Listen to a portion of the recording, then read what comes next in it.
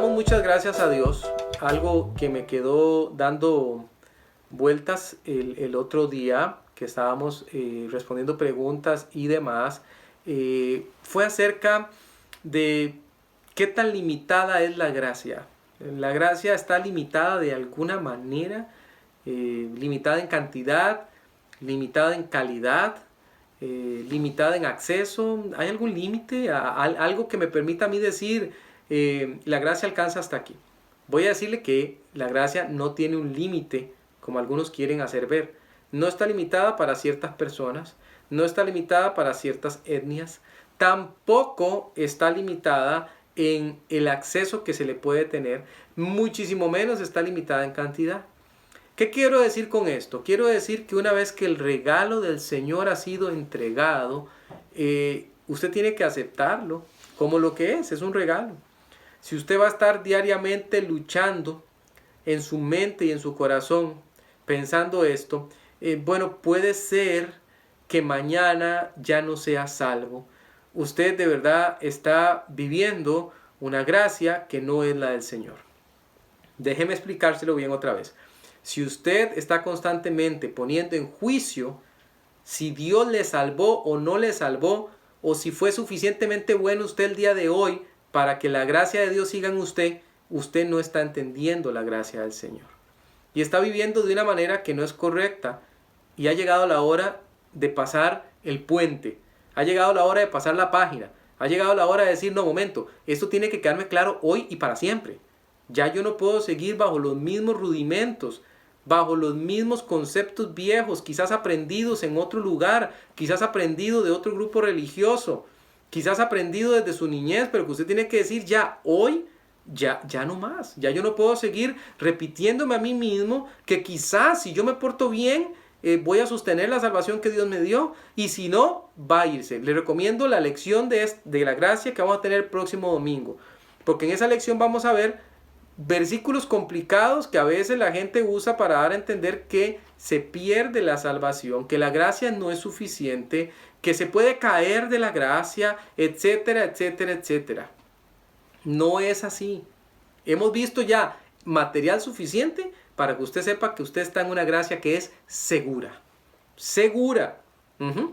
Vamos a ver entonces el día de hoy una sola filminita, pero tiene 6 versículos, que son los efectos de la gracia. Los efectos de la gracia. ¿Qué es lo que la gracia provoca según la Biblia? Cuando los vamos viendo, yo quiero que usted se concentre, por favor, y pueda analizar lo que ahí está diciendo desde una forma total y absolutamente bíblica, teológica. La salvación no depende de su estado de ánimo. No depende de si usted se siente salvo o no se siente salvo. No depende de si usted, después de que ha cometido una falta, quiere pensar que el Señor ya no está con usted. No depende de eso, porque la salvación no depende de usted. La salvación depende 100% del Señor. 100%. Usted no sostiene la salvación. Su buena conducta, sus buenos actos, o lo que usted cree que son sus buenos actos, no son razón para decir, sigo siendo salvo. Vamos a ver los efectos. Entonces, tome su Biblia. Siempre me encanta pensar, mire, que usted está allí con sus lapicitos, con sus marcadores, con su bolígrafo, anotando versículos y repasando. Vea qué montón que hemos visto el día de hoy. Ya usted tiene un compendio ahí de buen material para comunicarle a otros acerca del Señor Jesucristo. Romanos 5:20. Vamos a arrancar en Romanos. Primer efecto de la gracia. Una vez que la gracia se aplica a mi vida, ¿qué es lo que me garantiza? Ojo la palabra que usé. Garantiza. No es una garantía limitada. Vamos a un centro de electrodomésticos, compramos algo y nos dicen, hey, guarde la factura. Y tiene garantía por 1 año, 2 meses. Garantía de cambio total después de 2 días. Si usted no nos llama antes, se queda con el producto que le dimos y se lo mandamos al taller si algo le pasara, etcétera. Lea la letra pequeña, le dicen a uno, ¿verdad? Y entonces usted se da cuenta que puede haber truco. Con la gracia no hay truco. Es exactamente lo que dice que es, y el compromiso es 100% del Señor. Romanos 5:20. Dice la palabra del Señor. Pero la ley y gracia. ¿Se acuerdan? La ley es el ayo. nos llevó de la manita para llegar a la gracia. Pero la ley se introdujo para el que pecado abundase, para que nos diéramos cuenta de cuán pecadores somos. Pero vea, ponga atención.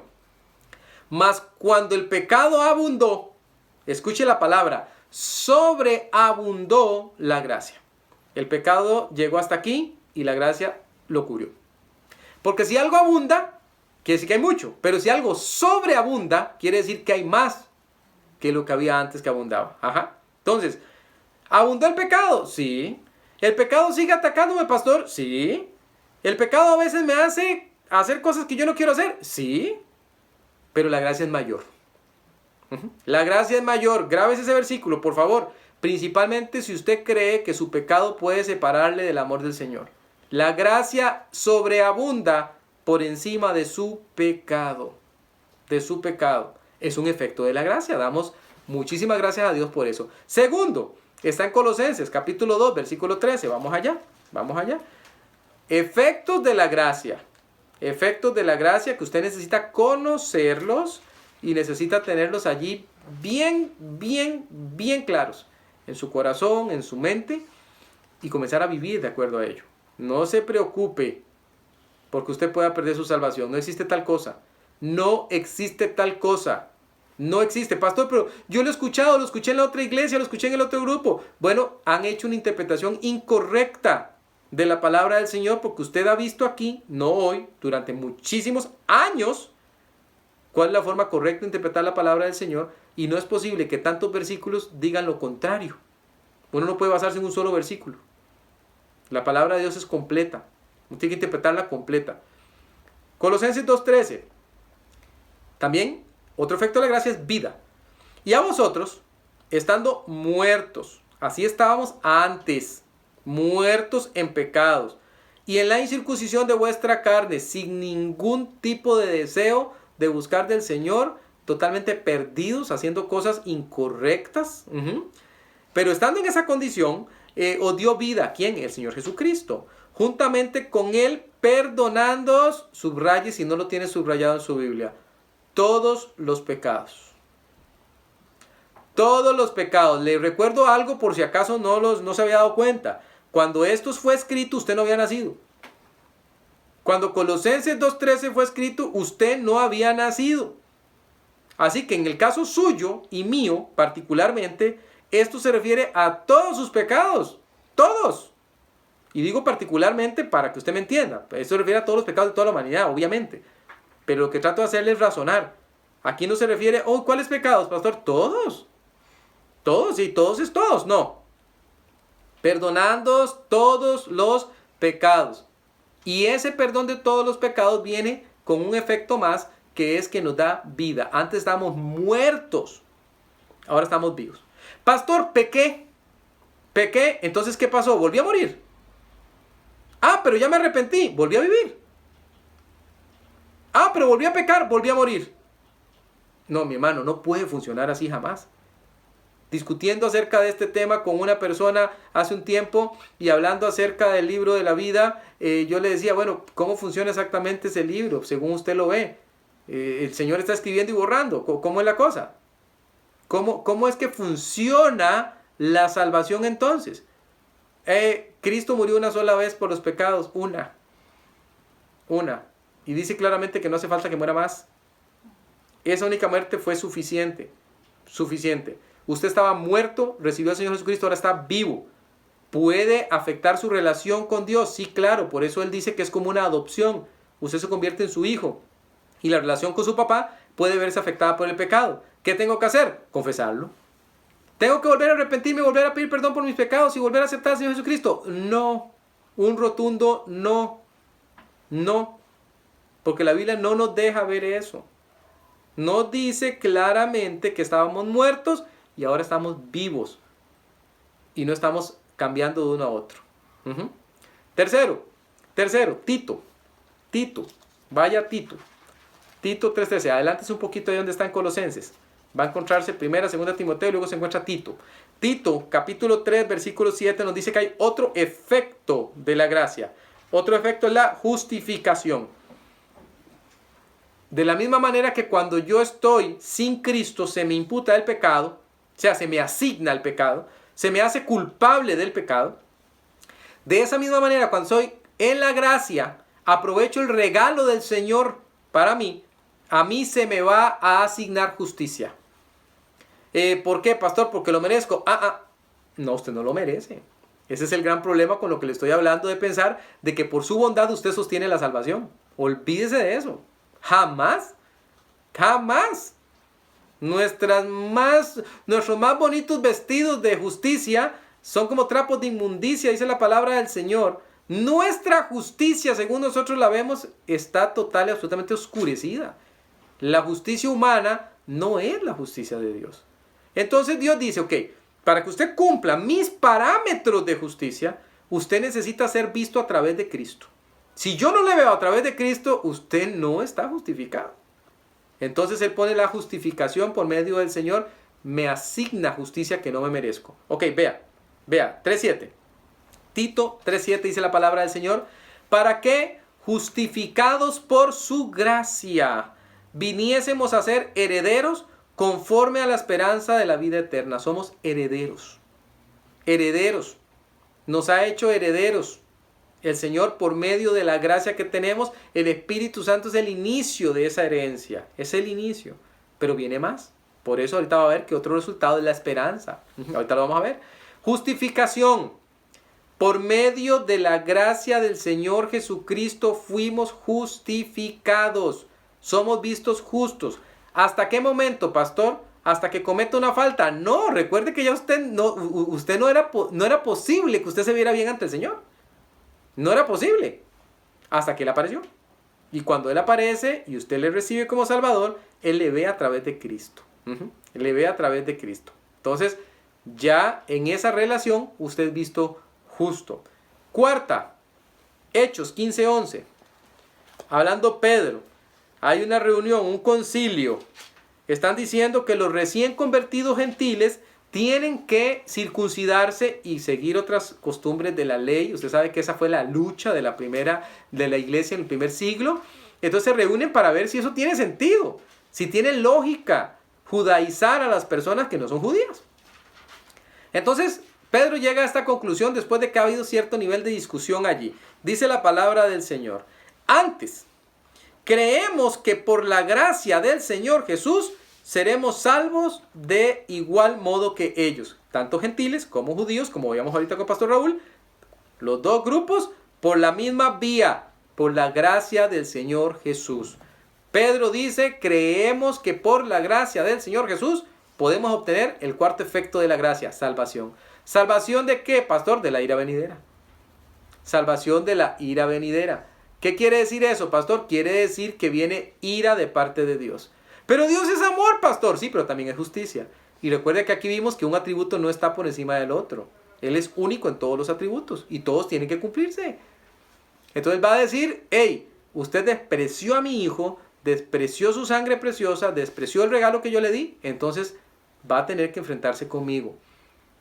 No quiero hacer eso, jamás. Bueno, usted necesita recibirle. Y usted será salvo de la ira venidera. Salvo de la ira venidera.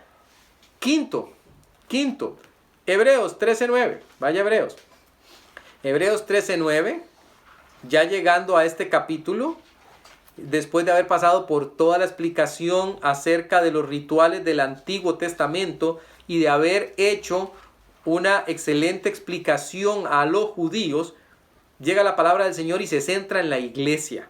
Y dice, ok, ¿cómo debería funcionar la iglesia? Porque recuerde que al final de cuentas la pared divisoria fue quitada para hacer de los dos pueblos uno solo. Dice la palabra del Señor en Hebreos capítulo 13, versículo 9. No os dejéis llevar de doctrinas diversas y extrañas. Ah, qué interesante, ya existían desde aquel entonces y siguen existiendo hoy. El consejo es para usted y para mí también. No se deje llevar de doctrinas diversas y extrañas, porque buena cosa es afirmar el corazón con la gracia, no con viandas, comida, que nunca aprovecharon a los que se han ocupado de ellas. Afirme el corazón con la gracia. Un quinto efecto de la gracia es consolación. La gracia trae a nuestro corazón consolación, afirmación en Jesús. Me interesa mucho lo de las doctrinas diversas y extrañas, ¿Cómo sabe uno que una doctrina es extraña? Y por eso, porque es extraña. Porque usted dice, qué raro, es que a mí no me parece que la Biblia diga eso. A mí me parece, no sé, como que eso es un poco rebuscado, como que torcieron un poco los versículos. Es raro, y como que solo un versículo habla de eso, a lo sumo dos, y no dan como una explicación completa. Doctrinas, y dice que son diversas, hay muchas, y son extrañas. Cuidado, más bien afírmese en la gracia. Me encanta, afírmese en la gracia. Cuando usted tenga dudas, cuando le asalte el enemigo con dardos de fuego, haciéndole creer que usted no es salvo, recuerde el yelmo de la salvación. Y dígase usted mismo, no es cierto. Afírmese en la gracia. El Señor prometió que su gracia era suficiente, que era sobreabundante.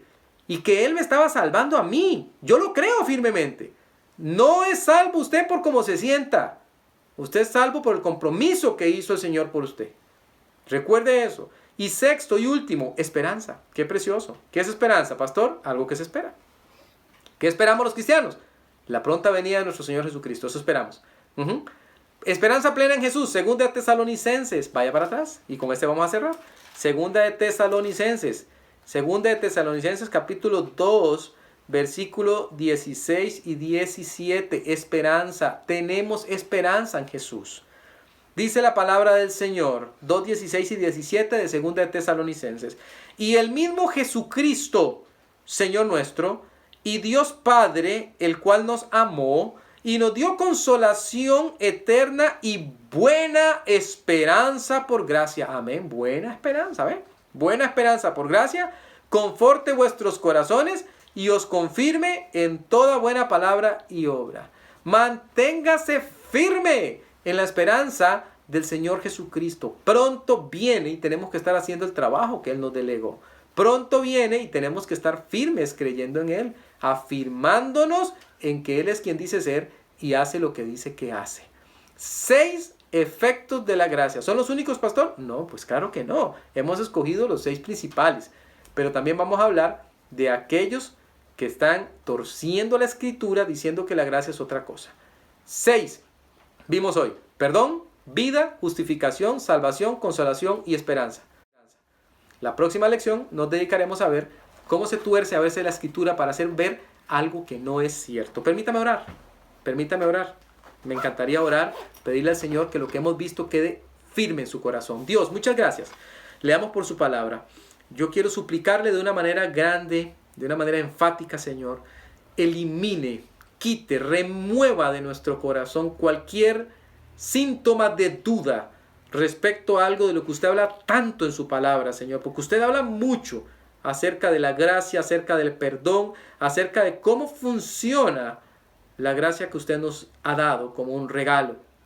Suplico, Señor, si hay personas en nuestra congregación o personas que nos están mirando quizás por las conexiones de las redes, que tienen dudas acerca de su salvación y viven una vida de tristeza, de ansiedad, de dolor, porque se piensan salvos por unos minutos y otros minutos más tarde piensan que han perdido su salvación, viven pensando qué pasará si mueren, etcétera, etcétera. Señor, yo suplico en este tiempo, Dios, que no vivamos de esa manera, porque no es lo que su palabra dice. Rogamos que estos versículos, porque uno tiene que ser literalmente convencido por su palabra, Señor. Tiene que cambiar de forma de pensar por su palabra. Y su palabra es clara, es contundente, es fuerte, Señor. La salvación no depende de nosotros. No depende de cómo nos sintamos, depende solamente de usted. Señor, suplico por esas personas. Si necesitan ayuda, si necesitan conversar acerca de su salvación, que lo hagan con confianza. Porque para eso estamos, Señor. Para aclarar el camino a aquellos que quizás no lo han visto bien. En Cristo Jesús nos ponemos en sus manos. Gracias por su palabra. Amén y amén.